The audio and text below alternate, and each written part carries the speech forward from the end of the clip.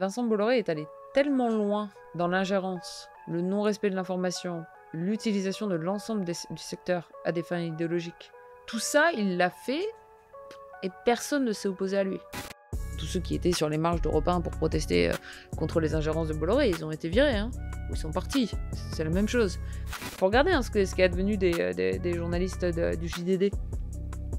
La plupart aujourd'hui ne font plus de journalisme. Ces procédures bâillons, elles sont vraiment là pour ça, pour créer de l'autocensure. Vincent Bolloré ou d'autres, ils peuvent dépenser des centaines de milliers d'euros en frais de justice. Pour eux, c'est des cacahuètes. Bon, pour un média qui a déjà du mal à finalement être dans un équilibre économique viable, ça peut le mettre en faillite. Ensuite, c'est le temps que ça occupe. Enfin, je veux dire, quelqu'un qui en parle très bien, c'est Fabrice Arfi. À un moment donné, il passait plus de temps presque au tribunal à assister à son propre procès, sachant qu'il n'était jamais condamné, qu'à bosser à Mediapart.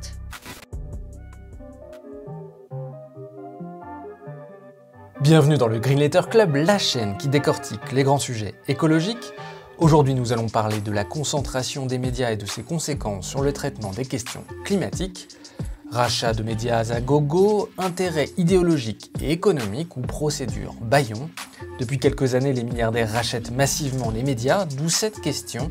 La concentration du secteur menace-t-elle la couverture des questions climatiques ? Pour y répondre, nous interviewons à deux voix avec Eva Morel, cofondatrice de Quota Climat, l'économiste Julia Cagé, professeure d'économie à Sciences Po, spécialiste du financement des médias et présidente de la Société des lecteurs du journal Le Monde. Bonjour Julia.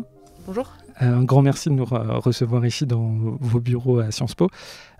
Première question, on va parler de la concentration des médias et de l'influence, l'incidence que ça peut avoir sur l'écologie. La première question, est-ce que l'information c'est un bien comme les autres, dans un marché comme les autres? Et avec la crise climatique, est-ce que le rôle des médias n'est pas plus important qu'il n'a été ? Non, je pense qu'il a toujours été extrêmement important pour la vitalité de la vie démocratique sur tout un ensemble de questions, et notamment du coup aujourd'hui sur la question écologique et la question du traitement du réchauffement climatique et notamment la question du poids qu'on va donner à l'évidence scientifique par rapport à un certain nombre d'autres discours. L'information, c'est pas un bien comme un autre. L'information, c'est un bien public. C'est un bien public parce que c'est un bien qui est indispensable au bon fonctionnement de la démocratie. Alors on pourrait le considérer comme un bien comme un autre, c'est-à-dire le laisser entièrement entre les mains du marché et entre les mains d'acteurs privés, c'est-à-dire ne pas réguler l'information. Sauf que si on ne régule pas l'information, on prend énormément de risques. C'est d'avoir des médias qui peuvent être capturés pour des raisons purement économiques. Alors là, on va faire des économies en termes de journalisme, en termes de reportage, en termes d'investigation. Et finalement, ça va avoir un coût simplement en termes de qualité de l'information qui est produite. Et puis deuxièmement, il y a un risque fort de capture à des fins politiques ou à des fins idéologiques. Il se trouve aussi qu'il y a d'autres dimensions qui sont extrêmement importantes parce qu'on dit que l'information est un bien public parce qu'en gros, on veut que le citoyen qui aille voter de manière éclairée et soit complètement informé. Ce qui suppose également qu'on garantisse un certain pluralisme de l'information et que le citoyen puisse se faire finalement une opinion en ayant en face à lui un choix qui est éclairé par l'information, donc il puisse prendre finalement ses décisions de manière éclairée. Donc les enjeux sont extrêmement importants. J'aimerais vous poser une question sur la place de l'écologie. Quand on écoute les scientifiques, une partie de la Terre pourrait devenir inhabitable à la fin du siècle. Pourtant, le sujet climatique ne représente jamais plus que 5% des sujets dans la presse ou dans les médias audiovisuels. Comment expliquer ce paradoxe ? Je pense qu'il y a différentes dimensions.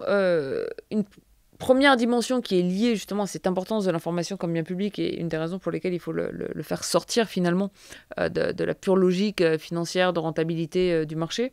Une première dimension, c'est le fait que c'est pas forcément un sujet très sexy entre guillemets. Vous avez quand même une surpropension de l'information, notamment de l'audiovisuel et notamment à la télévision. On le voit très fortement sur les chaînes d'information en continu qui va être consacrée finalement aux faits divers. Pourquoi ? Parce que le fait divers, ça fait de l'audience, ça fait du clic, tout le monde s'y intéresse, vous partagez ça. C'est très viral d'une certaine manière et ça coûte pas très cher à produire. Vous voyez quelqu'un avec une caméra qui va aller finalement couvrir tel ou tel fait divers. D'ailleurs, c'est intéressant parce que je pense que vous n'allez pas considérer ça fondamentalement comme une manière de traiter l'information sur les questions environnementales, mais on va souvent parler d'environnement finalement quand il y a une tempête. Vous allez envoyer un journaliste qui va attendre finalement que le vent se lève, il lui pleut un peu dessus et hop, ça fait une information. Donc ça, c'est la première chose. C'est-à-dire que c'est pas toujours très sexy, on va dire, pour attirer de l'audience et pour attirer du clic.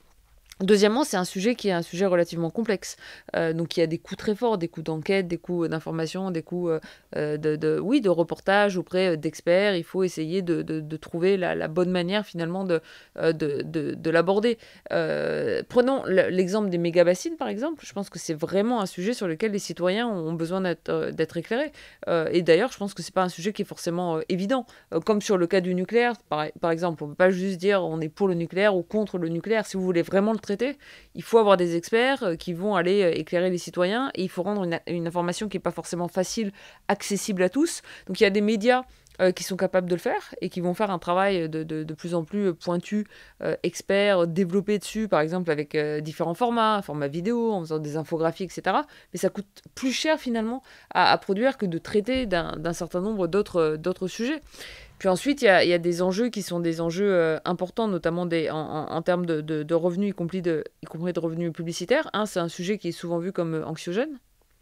Et donc, vous n'allez pas forcément parler de ce sujet à tel ou tel moment sur tel ou tel média, parce qu'en fait, vous dites que ça ne va pas créer une fenêtre d'opportunité pour mettre une page de pub après. Puis ensuite, il y a la question de l'actionnariat des médias et des liens entre les actionnaires et des industries potentiellement polluantes, et donc ce qui va les désinciter à traiter toutes ces problématiques. Là-dessus, vous parliez de la complexité des sujets environnementaux. C'est vrai, moi je me souviens d'un Sylvestre Huette qui disait que, donc journaliste à Libération pendant longtemps sur la question écologique, qui disait en gros, si on veut traiter de manière pertinente l'écologie, il faut avoir une licence en bio, une licence en chimie, une licence en économie, c'est extrêmement complexe. Moi, il m'arrive de faire des formations dans des grands quotidiens sur les questions écologiques. Systématiquement, ce que me disent les journalistes, c'est qu'ils n'ont pas le temps de creuser ces sujets. De manière organisationnelle, comment on peut répondre à cette question pourquoi les journalistes aujourd'hui n'ont pas le temps de creuser ces sujets-là? Parce qu'ils n'ont pas les moyens de faire correctement leur travail. Alors on peut pas dire les journalistes dans leur ensemble. Il va y avoir différentes rédactions avec différents moyens qui vont être donnés à ces rédactions-là. Et il y a aussi des médias qui se consacrent pleinement à l'écologie. Vous prenez un média comme Reporter, par exemple. Ils en ont fait leur marque de fabrique et eux, ils vont donner à leurs journalistes le temps finalement d'aller travailler sur ces sujets-là. Vous prenez maintenant des chaînes d'information en continu. Vous prenez une chaîne comme CNews. En plus de l'utilisation à des fins purement politiques et idéologiques de cette chaîne, une des premières décisions finalement qu'a prise Vincent Bolloré, mais il a fait pareil à CNews, il a fait pareil à Europe 1, il a fait pareil au JDD. Et finalement, c'est de laisser partir ou de faire partir ou de pousser finalement vers la sortie la plus grosse partie des rédactions et de ne pas les remplacer. Et il ne les remplace pas. Pourquoi ? Parce que c'est finalement plus facile d'avoir des rédactions plus petites, plus précarisées, avec des gens plus jeunes, plus manipulables. Et puis deuxièmement, parce que ça coûte beaucoup moins cher. Donc si vous êtes dans une pure logique de rentabilité économique finalement, c'est plutôt le bon choix économiquement parlant de ne pas investir dans une rédaction qui vous coûte cher. Sauf que d'un point de vue informationnel et du point de vue du régulateur public, c'est vraiment le mauvais choix. À quel point il y a une concentration des médias en France? Comment ça évolue? Est-ce que les médias sont de plus en plus concentrés? Est-ce que c'est un phénomène qui est beaucoup de médias aux mains de milliardaires qui est propre à la France ou qui est relativement similaire dans d'autres pays? Ouais, alors on a une augmentation de la concentration des médias. Alors c'est pas spécifique à la France. En France, c'est vraiment frappant à partir de 2010. C'est pas spécifique à la France. Vous avez à peu près la même tendance aux États-Unis et d'ailleurs dans un grand nombre de pays européens. Vous prenez le paysage médiatique en Espagne ou en Italie, on a observé la même chose. Pourquoi ? Parce que, vous avez eu des médias qui ont été affaiblis économiquement, encore une fois par cette concurrence des GAFA et par l'effondrement du marché publicitaire. Ça se joue en 2010 parce que ça se joue après la crise financière 2008-2009 avec un marché publicitaire qui est plutôt affaibli. En plus, vous avez les GAFA qui finalement vont voler le seul marché publicitaire qui est en expansion, qui est le marché publicitaire en ligne. Donc vous avez des médias qui se portent très mal à ce moment-là. Et du coup, vous avez des milliardaires qui rentrent sur ce marché et qui les achètent pour une bouchée de pain.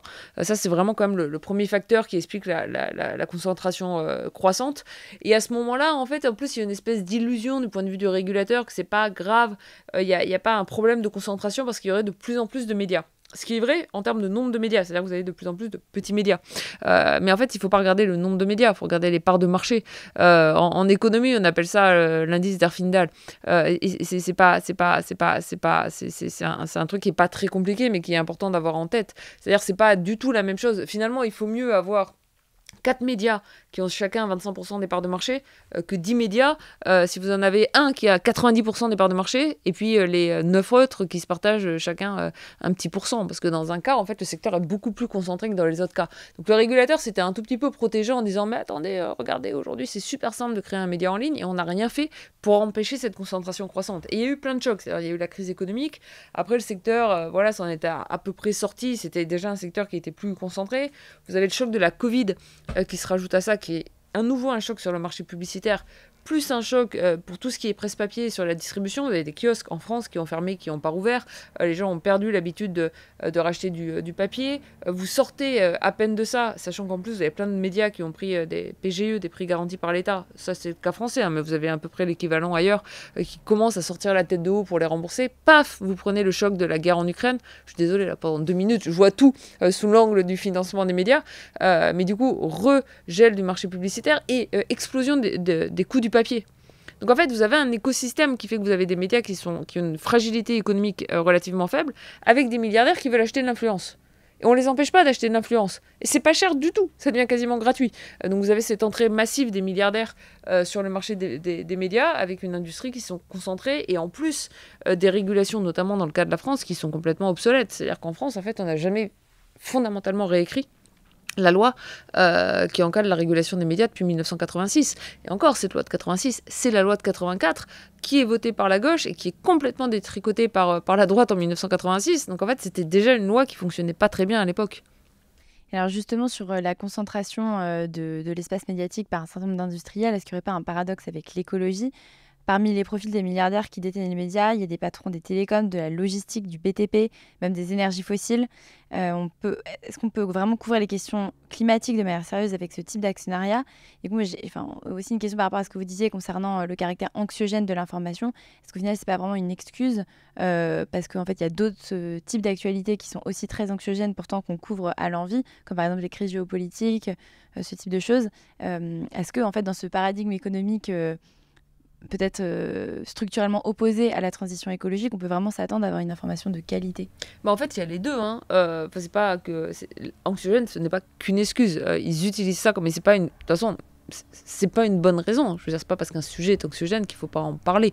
Mais c'est en partie une des raisons pour lesquelles ils en parlent pas. Ensuite, est-ce que la structure de l'actionnariat joue un rôle dans l'absence ou la non-couverture ou la faiblesse de la couverture de la question environnementale? Ça, c'est évident. Et ça dépend. Et ça pose la question, pour le coup, de l'indépendance des rédactions. Ça pose vraiment la question de l'indépendance des rédactions. Vous avez un certain nombre de médias où les journalistes peuvent encore aujourd'hui travailler en toute indépendance et traiter un certain nombre de sujets. Même si, en plus, dans les médias pour lesquels c'est le cas, il y a quand même la question des moyens qui vont être accordés à la question environnementale. C'est-à-dire que vous pouvez ne pas intervenir et laisser les journalistes travailler librement sans leur donner les moyens, finalement, d'avoir une section dédiée à l'écologie, une section dédiée à l'environnement et suffisamment de ressources pour faire un traitement sérieux de toutes ces questions-là. Et en plus, vous avez des actionnaires qui, eux, sont beaucoup plus interventionnistes. Vous parliez logistique, BTP, il y a... oui, il peut être interventionniste, mais un peu plus politiquement et quand même beaucoup moins que notre nouveau mogul en chef des médias qui est un Vincent Bolloré.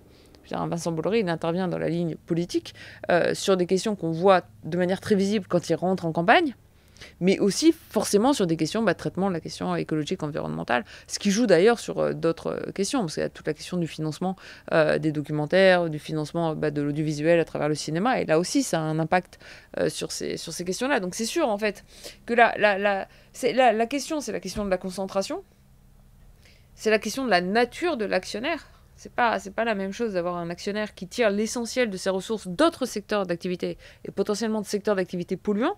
En fait, ça va rentrer en contradiction finalement avec une possible couverture médiatique. Et puis il y a la question de l'indépendance des rédactions. Est-ce qu'elles peuvent ou non traiter ces sujets-là dans de bonnes conditions? Et après, il y a une autre question. Tout à l'heure, vous parliez de formation. Que moi, je connais un peu moins, mais je pense que c'est aussi intéressant de voir dans quelle mesure les journalistes eux-mêmes en école sont plus ou moins bien formés à toutes ces problématiques-là. Si vous rajoutez en plus à ça toutes les questions liées au lobbying, etc., c'est-à-dire que quand vous avez des gens qui sont mal formés sur des sujets, on tombe aussi assez facilement et parfois involontairement dans des pièges. Moi, mon école de journaliste date d'une dizaine d'années, mais on n'était pas du tout formé à ces questions-là déjà il y a 10 ans. Pour essayer de comprendre sur les milliardaires, donc on peut en citer quelques-uns, par exemple Niel dans les télécoms, Rodolphe Saadé qui a racheté BFM dans la logistique avec le transport. CMA, CGM. CMA, CGM, voilà, en tant que Marseillaise, vous devez connaître. Mais il y en a plein d'autres, Bolloré dans les médias, dans la logistique, Bouygues dans le BTP, Drahi dans les BFM, même s'il est sorti de plusieurs médias. Quels sont l'intérêt? Est-ce que c'est systématiquement le même intérêt pour un milliardaire de posséder un média?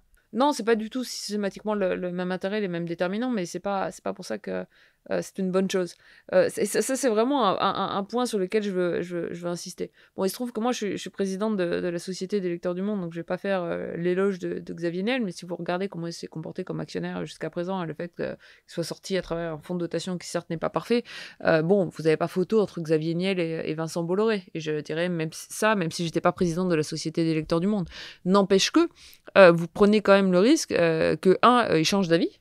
C'est pas parce que quelqu'un est quelqu'un de bien d'une certaine manière qu'il peut pas changer d'avis, ou alors même à considérer qu'on est quelqu'un de bien de tout temps, c'est pas pour ça non plus que vous pouvez pas mourir demain, que votre héritier respecte pas les mêmes conditions d'indépendance. Vous le voyez avec Lagardère.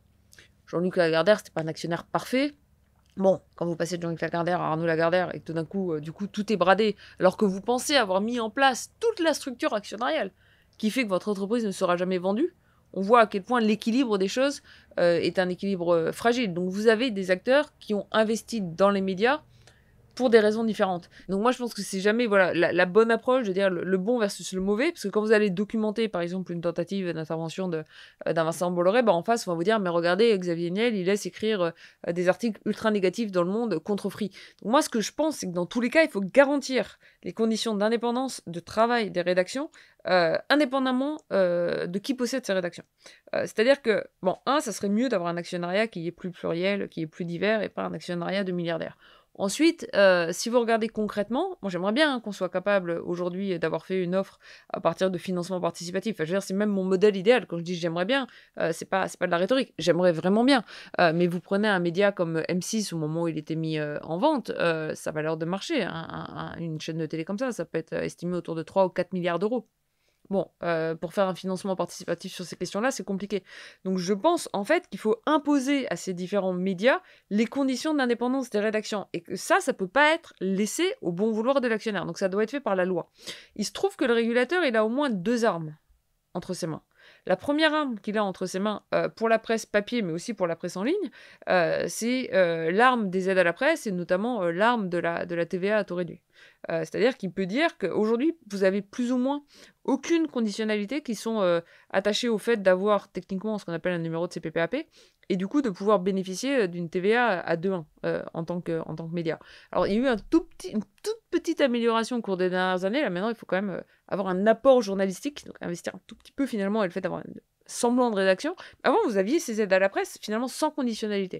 Donc moi, je pense qu'il faudrait conditionner l'attribution techniquement d'un numéro de CPPAP à des conditions d'indépendance des journalistes, et notamment un droit de veto sur le choix ou la révocation du directeur de la rédaction, une gouvernance qui implique davantage au sein des conseils d'administration les journalistes, on peut dérouler. Et il se trouve qu'il y a un autre levier pour l'audiovisuel privé, qui est le fait qu'en France, vous attribuez les fréquences, que ce soit pour la TNT ou que ce soit d'ailleurs pour la radio, mais si vous prenez les fréquences aujourd'hui de la TNT, elles sont données par l'État à titre gracieux. Et ça suppose qu'un certain nombre de conditions soient remplies et vérifiées chaque année par l'Arcom. Et dans cette conditionnalité-là, dans ce cahier des charges qui est signé entre les chaînes et l'Arcom, vous n'avez rien aujourd'hui sur l'indépendance des rédactions. Et je pense qu'il y a un travail fondamental à faire qui est de davantage finalement utiliser ces contrats d'engagement des chaînes auprès de l'Arcom pour imposer des conditions de travail qui garantissent l'indépendance des journalistes sur l'ensemble des questions, donc notamment sur la question écologique. Et les journalistes, c'est des citoyens comme les autres. Et je pense que si on leur donnait davantage les moyens et la possibilité de traiter de ces questions indépendamment de ce que pensent les actionnaires, ils le feraient beaucoup mieux que ce qu'ils font aujourd'hui. concrètement, aujourd'hui, qu'est-ce qu'on peut faire? Est-ce qu'un milliardaire peut racheter autant de médias qu'il veut ou est-ce qu'il y a des lois qui Non, il y a un peu, encadrent un peu? non, il y a un peu de lois encore aujourd'hui, mais il y en a vraiment pas beaucoup. En fait, il y a les lois de 86. Mais pour vous dire à quel point les lois de 86 sont dépassées, je vais vous donner un exemple. Si vous prenez la manière dont la loi de 86, qui s'applique encore aujourd'hui, est écrite, il y a encore un passage de la loi de 86 qui dit qu'en termes de concentration, on peut pas, il faut respecter la règle du 2/3. La règle du 2/3, c'est-à-dire qu'on ne peut pas avoir plus de 2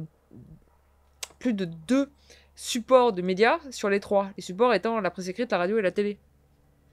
Il manque juste Internet. Bon, en plus, vous pouvez en avoir plus de 2/3 à partir d'un certain nombre de seuils, en termes de seuils de concentration, en termes d'audience par de marché. Ensuite, si vous regardez la régulation sur ce 2/3 ou sur la concentration au niveau de la presse écrite, c'est une concentration qui se fait et qui est définie par rapport au quotidien d'information. Pas aux hebdomadaires, par exemple. C'est pour ça que la règle du 2/3, elle ne s'était pas appliquée à Bolloré. Parce que Bolloré, il n'a pas de quotidien. Bon, si vous considérez que le journal du dimanche ou Paris Match, ça a moins d'impact dans le paysage politique qu'un quotidien, c'est que ça fait longtemps, surtout maintenant avec Internet et le fait que voilà, c'est des sites qui produisent de l'information en continu, on voit que c'est aussi complètement dépassé. On est passé de quotidien à l'ensemble de la presse papier.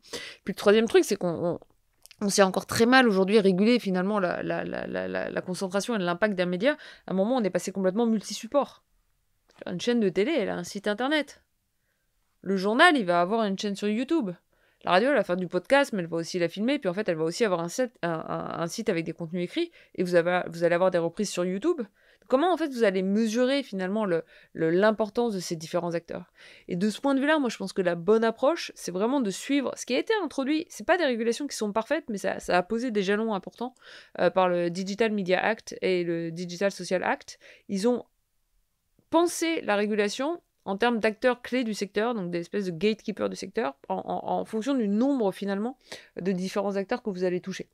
Et en disant, si vous touchez plus de citoyens, donc c'est plus des parts de marché, parce qu'en fait on ne sait pas définir le marché. Voilà, c'est plus définir le marché parce que finalement les moyens à travers lesquels les médias touchent les citoyens ils sont trop nombreux. Mais à partir du moment où vous allez toucher sur différents supports plus un certain nombre de citoyens, là vous devez rentrer sous le coup de la régulation. Il se trouve qu'ils ont fait ça au Royaume-Uni. Il y a des décisions ça a été d'ailleurs, il y a un travail qui s'est fait conjointement avec l'Ofcom, qui est l'équivalent de l'Arcom au Royaume-Uni, et puis par l'autorité de la concurrence au Royaume-Uni, elle a freiné à un moment donné les ambitions de Murdoch, qui passait très bien en termes de concurrence purement définie par des parts de marché, mais en disant, mais attendez, si Murdoch fait l'acquisition de ce média supplémentaire, sachant qu'il est déjà dans la presse écrite, finalement son influence potentielle sur le secteur et sur les citoyens, en termes juste de qui s'informe comment, va être trop importante. Et je pense qu'on devrait repenser finalement toute la régulation du secteur sous cet angle-là en France. Mais comme il n'y a rien à sauver dans la loi de 86, c'est la bonne nouvelle. Vous la prendre, vous l'achetez par la fenêtre, et on la réécrit de zéro. Pour parler d'un média qui touche de plus en plus de personnes, parce que je crois qu'il est passé première chaîne d'information en France, donc CNews, on a vu que Pascal Praud se moquait pendant des émissions entières de mangeurs de tofu, qui l'ironie sur le changement climatique, sur la viande, sur les pesticides. C'était rendu célèbre en s'en prenant très violemment. Enfin, d'ailleurs, c'était non seulement il y avait le fond, mais la forme dans son rapport aux femmes par rapport à Claire Nouvier. Hein. Exactement, oui. Et donc, en fait, l'écologie, c'est un des emblèmes des choses sur lesquelles il polarise. Mais de plus en plus, il parle d'opinion, comme si c'était des faits et c'était la même chose.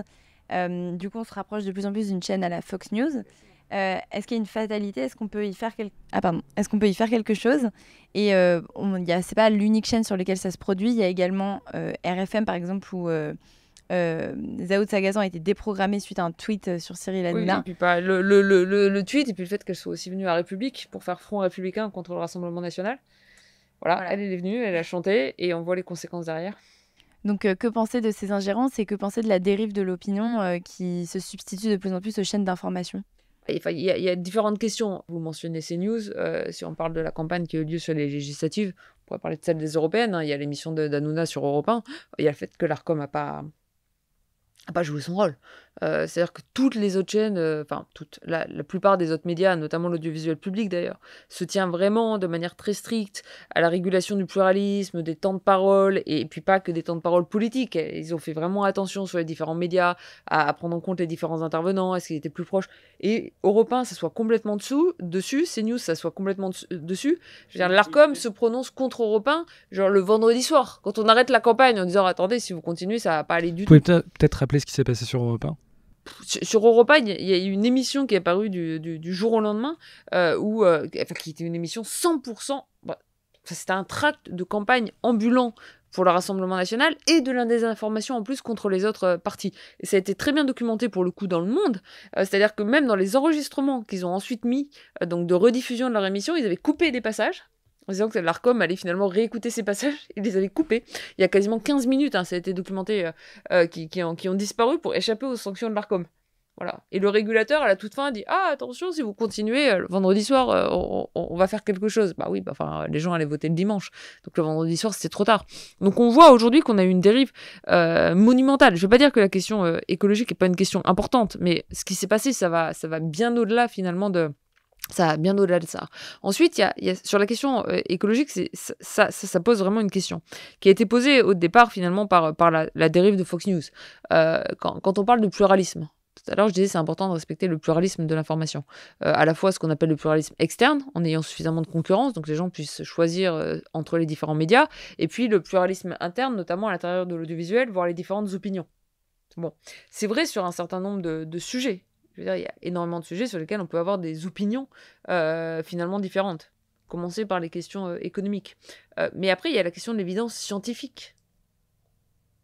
Ce qu'a commencé finalement à introduire en premier Fox News, c'était le fait de se dire que si quelqu'un disait la Terre est ronde, il était légitime de mettre face à lui un débatteur qui allait dire la Terre est plate.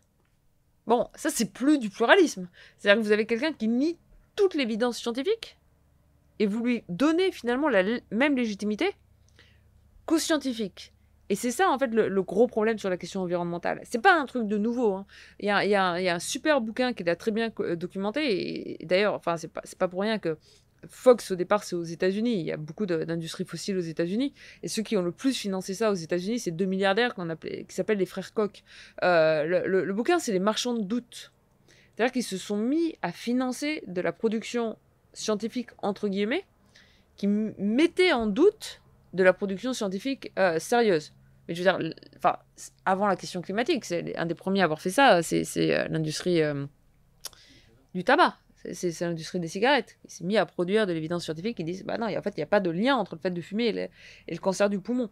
Donc à partir de là, finalement, vous allez légitimer un discours qui ne tient pas debout scientifiquement, mais vous créez du doute en lui donnant finalement, en essayant de lui donner un semblant d'existence scientifique ou de sérieux scientifique. Et c'est là-dedans en fait qu'on est rentré, et c'est là-dedans qu'on est rentré avec CNews. Ça a basculé, je vais dire, dans les médias français au moment du Covid. On s'est mis finalement à presque nier des évidences sur la question du vaccin, à donner la parole à des anti-vax au même titre qu'on allait la donner à des gens qui étaient pro-vaccin, comme si finalement on pouvait les mettre sur le même plan. Et là, ça se joue aujourd'hui aussi sur la question du réchauffement climatique. Et c'est alimenté par le fait que ce n'est pas des questions qui sont évidentes. C'est des questions qui sont complexes. Encore une fois, il y a des sujets sur lesquels il n'y a pas vraiment de doute. On peut regarder les chiffres du réchauffement climatique, on sait la responsabilité des humains, etc. Puis il y a des sujets sur lesquels les gens ne vont pas avoir d'opinion. Si vous dites aux gens « Ah, bah, vous avez une méga bassine, ça conserve l'eau », bah, les gens vont dire « Bah ouais, pourquoi pas ?» Puis ils vont pas s'apercevoir qu'il y a d'autres problèmes par rapport à ça. Il y a le problème des nappes phréatiques, il y a le problème de la répartition de l'eau. C'est pas juste un problème de mauvaise conservation, c'est un problème de répartition. Enfin, c'est vraiment des sujets qui sont complexes. Il faut prendre le temps de les expliquer aux gens. Et en fait, vous prenez plus le temps de les expliquer aux gens, ou alors vous allez mettre 2 débatteurs qui vont faire du clash en mettant toutes les opinions face à face comme si elles se valaient.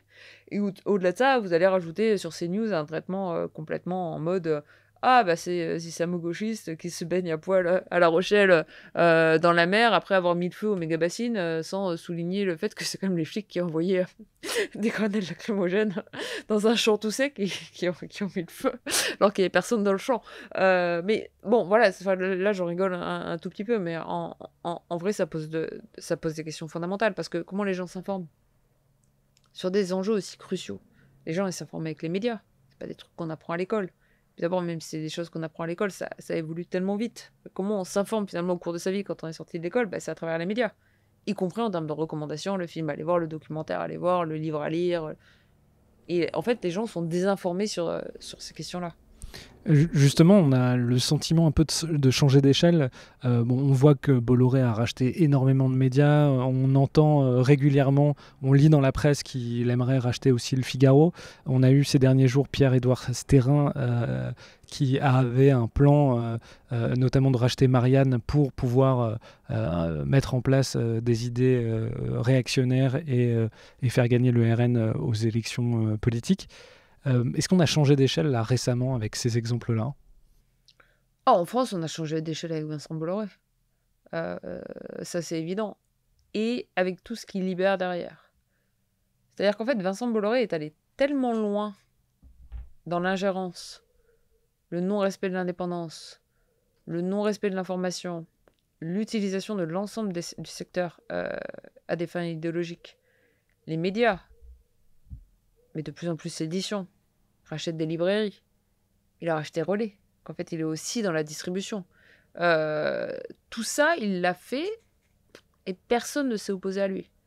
C'est-à-dire qu'au moment d'ITélé, de la grève ITélé qui va devenir CNews, vous avez une petite mobilisation politique, vous avez un espèce de semblant de régulation. Et c'est intéressant de parler avec ceux qui ont essayé de faire une loi à l'époque. C'est-à-dire que vous avez une telle pression politique des lobbying qu'en fait il n'y a quasiment rien qui en ressort. Mais à ce moment-là, vous avez quand même la plus longue grève de l'histoire de l'audiovisuel privé. Au moment d'Europe 1, il se passe quasiment rien. Je peux vous dire, j'y étais quand ils ont fait grève, les journalistes se sont mobilisés, ils se sont mis à risque. D'ailleurs, tous ceux qui étaient sur les marches d'Europe 1 pour protester contre les ingérences de Bolloré, ils ont été virés, ou ils sont partis. C'est la même chose. Mais il n'y avait personne. Au moment du journal du dimanche, il y a eu un tout petit peu plus de mobilisation, y compris politique. Avec un semblant de PPL transpartisane, on s'est dit, on va peut-être pouvoir faire quelque chose. Le gouvernement, et pour le coup là c'est vraiment la responsabilité des pouvoirs publics en place, ils se sont empressés d'enterrer le début de semblant de quelque chose en disant « Ah mais oui, mais en fait on va faire les états généraux de l'information ». Ils ont repoussé « Ah, on fera les états généraux de l'information ». Et donc ils ont vraiment utilisé ça, les états généraux de l'information, comme une manière d'absolument ne rien faire. Et je pense finalement que le fait que Bolloré est aussi loin et que personne ne lui mette de frein, c'est ça qui fait que derrière, vous avez par exemple un Bernard Arnault, qui avait été à peu près jusque-là respectueux de la ligne éditoriale des Échos, qui peut se permettre du jour au lendemain de virer le directeur de la rédaction malgré la protestation de l'ensemble de la rédaction. Il peut se dire pourquoi pas moi. Et du coup, pour les nouveaux entrants, par exemple un Rodolphe Saadé, c'est tentant. Parce qu'en fait, vous vous dites, ouais, en France, on dit pluralisme, il y a l'ARCOM, etc., mais on fait ce qu'on veut. Donc ça peut libérer finalement les velléités politiques d'un certain nombre d'actionnaires potentiels. Et donc c'était le cas de Pierre-Édouard Stérin. Mais Pierre-Édouard Stérin ne met pas la main sur Marianne, ce qui est une très bonne chose pour le pluralisme de la presse écrite et pour les journalistes de Marianne et l'indépendance de la rédaction. Mais ce qui est le plus dangereux finalement dans ce qu'on a vu, ce qui a été l'enquête qui a été publiée par l'Humanité sur le projet Périclès, c'est qu'on voit l'indigence de la régulation en France aujourd'hui des financements politiques. On peut capturer aujourd'hui en France, dans le respect du cadre de la loi, le débat public, avec la question des médias et puis avec toute la question des think tanks. C'est ce qu'il dit. Stérin, avec ce qui a fuité du projet Périclès, il dit « Je suis prêt à investir quasiment l'équivalent de 50 millions d'euros ». Aux États-Unis, les gens disent la même chose. Avec parfois, c'est pas 50, ça va être 500 millions. Ce qu'a dit Musk sur Twitter. Aux États-Unis, on sait pourquoi. Il va faire un chèque à la campagne. En France, on va dire « Mais non, mais c'est pas possible. Comment il peut faire ça 4 600 euros par campagne électorale, 7 500 euros par an par parti politique. » Mais il va pas passer par les partis. Il passe par les think tanks. Et pour les dons aux think tanks, pour les dons aux fondations plus généralement, mais pour les dons aux think tanks en particulier, vous n'avez pas de plafond de dons. Et en plus, vous pouvez défiscaliser. Donc en plus, c'est le reste des citoyens qui vont payer pour financer finalement vos préférences politiques. Et c'est là où le système français marche sur la tête et qu'il faudrait prendre toute cette régulation du secteur à zéro. Et je dis ça, c'est pas du tout une espèce de volonté de mettre de la régulation partout, etc. Je pense qu'on sous-estime complètement le poids que ça a sur la qualité simplement du débat démocratique et du débat public. Je pense qu'il faut qu'on mette ces problématiques-là sur la table et qu'aujourd'hui on en est arrivé à un niveau de dérive qui fait que j'ai peur à un moment donné qu'on en soit à un point de non-retour. L'exemple tout à l'heure de Zoé de Zhao, je vais dire son nom bien, parce qu'en plus, c'est devenu mon idole. Zhao de... Voilà, l'exemple de Zhao de Sakazan. Elle a le courage de le faire, elle le fait quand même. Mais vous imaginez à quoi pensent les politiques quand on leur dit « Ah, il faudrait faire une déclaration, il faudrait faire une loi par rapport à Bolloré ». Tout d'un coup, ils se disent « Attendez, si je me mets Bolloré à dos, non seulement ils vont plus être invités, en fait, ils vont se prendre tout cet espace médiatique contre eux. Et c'est des charges qui sont ultra violentes. Donc ça crée aussi beaucoup de freins. Sans compter en plus tout ce qui est fait sur les journalistes eux-mêmes en termes de procès-bâillons pour limiter leur capacité d'informer, etc. Donc là, on parle beaucoup le fait de visibiliser certaines idéologies ou idées politiques. Il y a aussi tout le pendant qui est le fait de taire certaines vérités.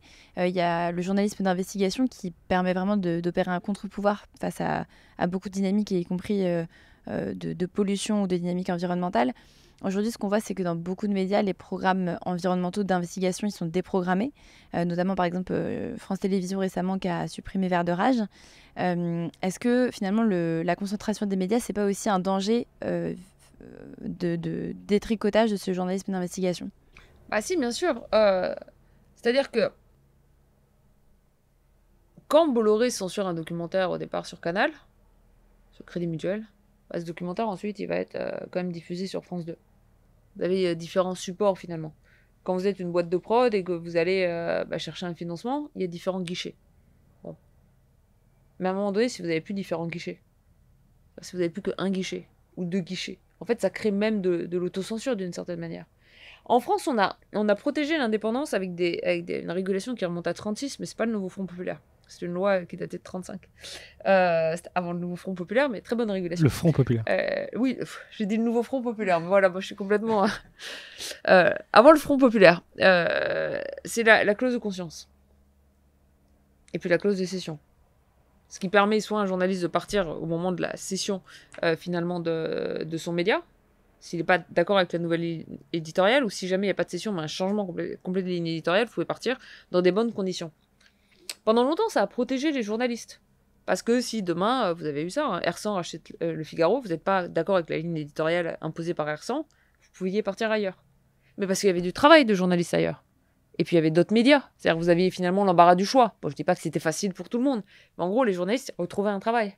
Donc il y avait ce pluralisme finalement, et cette diversité, et cette concurrence suffisante pour vous permettre d'utiliser cette liberté-là. Mais aujourd'hui, quand vous avez un tout petit nombre d'acteurs qui sont tous sur la même ligne, avec une reprise en main idéologique, elle ne sert à rien, cette clause de cession, cette clause de conscience. Il faut regarder ce qui est advenu des journalistes du JDD. La plupart aujourd'hui ne font plus de journalisme. On peut retrouver un travail ailleurs.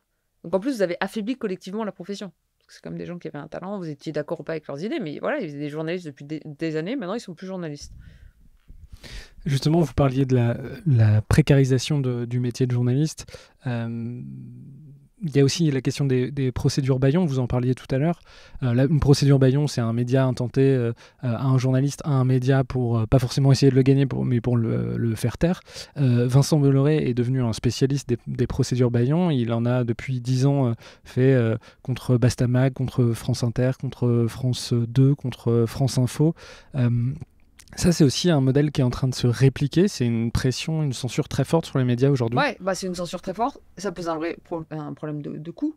Enfin, je veux dire, ces procédures bâillons, elles sont vraiment là pour ça, pour créer de l'autocensure. Vincent Bolloré ou d'autres, ils peuvent dépenser des centaines de milliers d'euros en frais de justice. Pour eux, c'est des cacahuètes. Bon, pour un média qui a déjà du mal à finalement être dans un équilibre économique viable, ça peut le mettre en faillite, ça peut vraiment le mettre au bord de la faillite. Donc oui, c'est un vrai problème. Ensuite, c'est le temps que ça occupe. Enfin, je veux dire, quelqu'un qui en parle très bien, c'est Fabrice Arfi. À un moment donné, il passait plus de temps presque au tribunal à assister à son propre procès, sachant qu'il n'était jamais condamné, qu'à bosser à Mediapart. Mais du coup, tout ce temps-là qui lui était volé, il faisait pas de l'enquête, en plus de tous les frais de justice, etc. Et ça a quand même été favorisé par la directive européenne sur le secret des affaires, qui a complètement été utilisée en partie à des fins de désinformation, pour empêcher les journalistes de faire des enquêtes, et ça facilite grandement toutes ces procédures bâillons.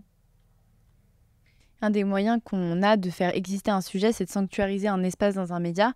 Donc, que ce soit dans un média public ou privé, on pourrait généralement procéder de la même manière. Ce qu'on voit aujourd'hui, c'est que les émissions spécialisées, qui sont un des seuls endroits médiatiques aujourd'hui où on parle d'écologie, ils sont plutôt dans les médias publics vis-à-vis des médias privés. Comment est-ce qu'on explique ce paradoxe, cette répartition des sujets ? Parce que je pense que dans les médias publics, on est moins dans une logique de rentabilité, on est moins dans une logique de profit, on est plus dans une logique de service public. Et traiter de la question environnementale, ça fait partie de la logique de service public. Plus de respect finalement de la qualité de l'information qui est produite, et on est moins dans une logique de marché. Et aussi, on a plus de respect. C'est pas parfait, hein, l'audiovisuel public, les garanties d'indépendance, c'est pas parfait. Il faudrait nommer différemment les dirigeants de l'audiovisuel, il faudrait revoir la composition des CA, c'est pas parfait. Mais dans le paysage actuel, c'est quand même ce qu'on a de mieux, quoi. Il y a une question sur laquelle vous avez travaillé il y a maintenant près de 10 ans, c'est celle de... c'est la question de la part de l'information originale dans les médias. Je trouve que c'est une question qui est vraiment très intéressante. On voit qu'il y a de moins en moins d'informations originales dans les médias. Est-ce que vous pouvez expliquer le mécanisme et en quoi ça a une incidence sur la qualité du traitement de l'information ? En fait, ce qui s'est passé, c'est la chose suivante. Vous preniez... Je vais remonter au 19e siècle, ça va vous paraître bizarre, mais quand même... historiquement, il y a vraiment eu une guerre pour être les premiers sur telle ou telle info. Pourquoi ? Parce que si vous étiez ces fameux trucs d'écriveurs de journaux, quoi. Vous sortiez encore au 19e siècle, enfin, jusqu'aux années 50-60, une information originale, vous étiez sûr d'aller vendre votre numéro. Ça vous donnait une valeur. Et finalement, cette information qui vous coûtait cher, le fait de faire du reportage, de faire de l'enquête, finalement d'investir dans la production d'informations, c'est ça qui vous garantissait derrière un revenu. Mais à tel point, si vous reprenez historiquement aux États-Unis, Associated Press, la manière dont ça se crée, c'est des médias qui vont se mettre ensemble pour faire quoi ? Pour payer finalement un bateau. Pour être les premiers, sur le port de New York, pour être les premiers à aller rejoindre les paquebots plus grands qui arrivent d'Europe, qui amènent les nouvelles. Et pour être sûr finalement d'être les premiers à publier ces nouvelles. Et comme ça coûte trop cher, vous avez plein de médias indépendants qui vont se mettre ensemble. Mais ça a été documenté. Les livres qui documentent l'émergence des journaux aux États-Unis au 19e siècle, vous avez des attaques de caravanes pour aller piquer l'information. Vous avez des journaux qui tuent les pigeons voyageurs. Je vous jure, c'est pas une blague. C'est assez bien documenté pour récupérer le bout d'info qui est à la patte du pigeon voyageur. Vous voyez, il y avait quand même tout cet enjeu-là. Et bon, on peut dire plus sérieusement, mais c'est ça qui fait que vous faites du reportage, vous faites de l'enquête, etc. Vous voulez être à la fois les premiers sur l'information et vous avez une valeur ajoutée quand vous faites ça. Et puis tout d'un coup, on rentre dans un monde qui est le monde d'Internet. Qui fait que si vous êtes un média et que vous investissez des milliers, voire des dizaines de milliers, voire même davantage dans la production d'une information originale, vous allez la mettre en ligne et vous n'en retirez aucune valeur ajoutée. J'exagère, mais c'est un peu ça en fait ce qui est en train de se produire. Pourquoi ? Parce qu'en fait, dans les 5, 10 minutes, un quart d'heure, tous les autres médias vont reprendre et souvent copier, et parfois, c'est ce qu'on a montré dans le livre avec Marie-Luce Vieux et Nicolas Hervé, parfois copier mot pour mot votre enquête et votre travail d'investigation. Donc, finalement, vous n'arrivez plus à valoriser ce travail d'investigation. Et ce qui s'est renforcé par rapport à ça, c'est que pendant longtemps, et ça, il y a quand même un certain nombre de médias qui sont en train de revenir dessus, Le Monde est revenu dessus, le New York Times est revenu dessus, le Guardian est revenu dessus, de plus en plus, Libération est revenu dessus. Médias comme Mediapart a toujours refusé ça. D'ailleurs, ils n'avaient pas d'abonnement à l'AFP. Alors, ils avaient pris d'autres fils d'information, mais il y avait cette idée qu'il fallait tout couvrir. Et aussi rapidement que ses concurrents. Sauf que quand vous êtes en plus dans un contexte où la taille moyenne des rédactions est en train de diminuer, vous faites plus d'informations originales, quoi. Et vous avez aussi cette logique des chaînes d'infos en continu, des journalistes qui sont des journalistes desk. Et ce qui fait qu'en fait, dans les médias écrits, on se retrouve un peu avec la même chose. Les médias écrits vont suivre les chaînes d'infos en continu et reprendre une info. Et tout le monde, finalement, se met à se copier. Donc, on perd la valeur ajoutée. Et ça a été en grande partie lié au phénomène de la gratuité. C'est-à-dire qu'à partir du moment où on s'était dit, c'est pas grave, on va mettre l'information gratuitement en ligne et on va la monétiser par la pub, il fallait être sûr d'avoir du clic. Donc pour avoir du clic, il fallait être sûr d'être les premiers ou en tout cas d'être vachement réactif pour pas que les gens partent sur un autre média.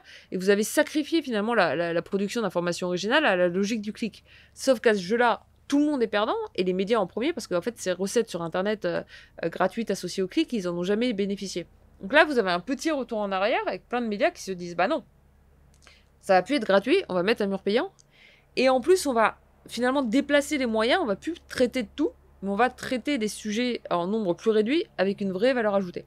Sauf que le coût de cette transition-là et de cette erreur historique qui a été faite, il est long, parce que quand vous avez donné à toute une génération de l'info gratuitement tous les jours, allez leur expliquer maintenant qu'il faut aller payer, ça c'est compliqué. qu'on en est aujourd'hui un peu dans à ce tournant là où notamment vous avez les plus jeunes, et ça joue aussi pour la question du financement des médias qui sont plus spécialisés dans les questions écologiques et environnementales. C'est-à-dire que les jeunes, ils s'intéressent à ça, mais ils ne sont pas habitués à payer. Donc il n'y a pas aussi non plus de modèle de financement. Comme c'est des médias qui, souvent par choix, font le choix de ne pas faire de pub, pour justement ne pas être dans une logique purement commerciale, etc. Puis même si vous voulez faire de la pub, ils ne trouvent pas d'annonceurs, ça renforce encore cette faiblesse économique.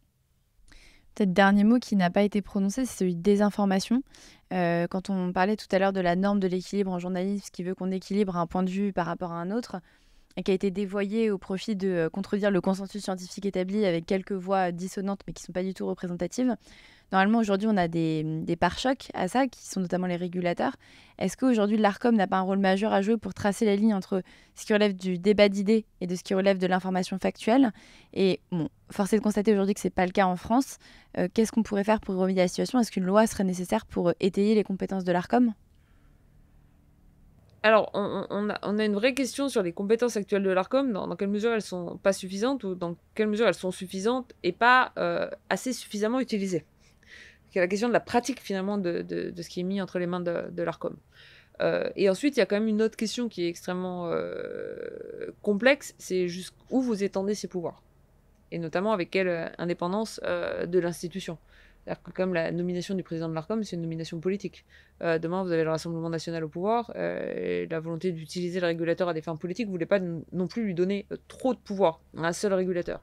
C'est pour ça que moi, je pense que par rapport à ces questions-là, parce que je crois finalement au pluralisme et je crois à l'intelligence collective, renforcer l'indépendance des rédactions, c'est une meilleure manière d'agir que simplement utiliser l'outil du régulateur. Parce que je pense que collectivement, si vous prenez même les journalistes qui travaillent aujourd'hui à CNews, vous enlevez les 3 têtes d'affiche qui sont complètement lobotomisées. Mais vous prenez quelqu'un qui sort d'école et qui n'a pas d'autre choix parce que c'est son travail, en fait, il est quand même beaucoup plus honnête intellectuellement que ce qu'on va lui laisser faire comme travail derrière. Donc je pense que c'est plus important de faire ça. Le problème de laisser le régulateur trancher sur un certain nombre de sujets, c'est que voilà, sur des questions, la Terre est plate, la Terre est ronde, bon, on sait à peu près quand il y a mensonge et désinformation. Et on pourrait avoir des sanctions beaucoup plus fortes d'ailleurs s'il y a des informations. Si ensuite vous rentrez dans un truc, est-ce que le chômage a baissé ou a augmenté? Il faut me dire, c'est pareil, c'est complètement factuel. Sauf qu'en fait, ça peut complètement dépendre de la manière dont vous définissez le chômage. Vous allez le faire au sens du BIT, est-ce que vous allez le faire avec les stats de l'INSEE, est-ce que vous allez le faire...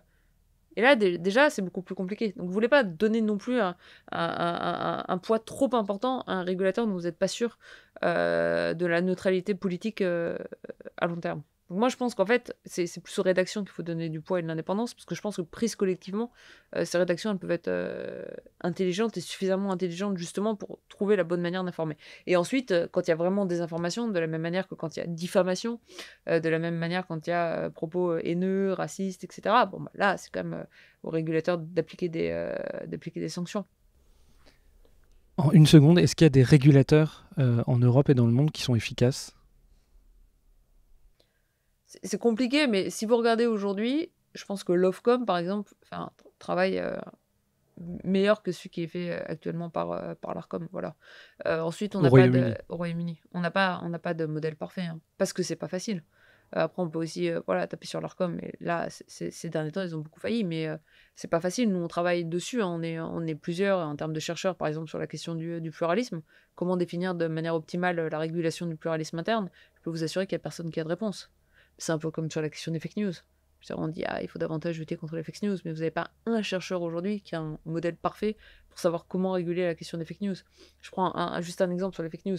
Ouais, si au départ on a dit, mais attendez, c'est quoi une fake news? On ne peut pas faire de fake news en période électorale. Potentiellement, on aurait pu faire condamner au départ le Canard enchaîné quand il sort de l'affaire Pénélope au moment de l'élection de présidentielle qui fait tomber François Fillon. Au moment où il la sort, au départ, il n'y a pas vraiment les preuves qui permettent d'étayer.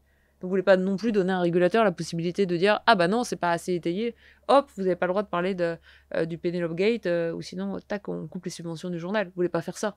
Donc c'est pas des questions qui sont faciles.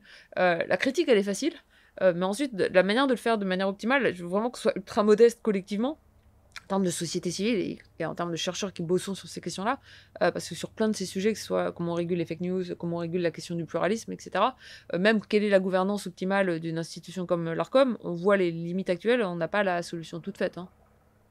Voilà. Julia Cagé, un grand merci d'être venue, de nous avoir reçus dans vos bureaux. Merci à vous.